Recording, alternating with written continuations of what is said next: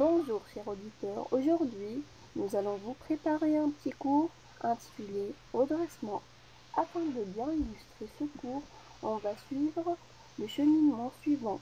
Donc on va commencer par une introduction suivie une mise en position de la problématique, ensuite un petit rappel sur le rôle de la diode. La troisième et la quatrième partie seront consacrées au type de redressement. Redressement simple alternance et redressement double alternance. Donc, comment obtenir un signal continu à partir d'une source de courant alternative? La solution, c'est de changer la nature du courant issu du secteur steg après avoir l'abaissé par un transformateur en le rendant unidirectionnel. On a recours donc à la fonction redressement qui est utilisée dans le convertisseur AC/DC. On va traiter dans ce cours les deux types de redressement, redressement simple alternance et redressement double alternance. À toi. L'objectif du redressement en général est de bien fournir une fonction continue réglable et constante.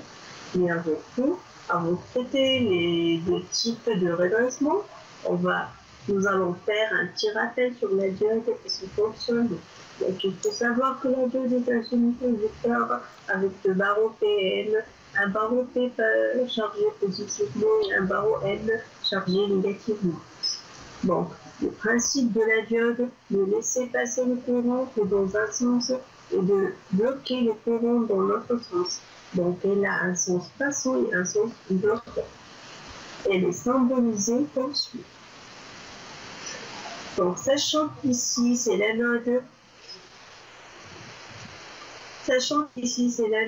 ici, c'est la cathode, et qu'en sens passant, l'anode doit être liée au bord positif et la cathode au bord négatif. Ici, on va schématiser le fonctionnement de la diode dans un circuit. Donc, comme on a dit, la diode est assimilée à un interrupteur ouvert s'il est branché au sens inverse et à un interrupteur fermé s'il est branché au sens direct.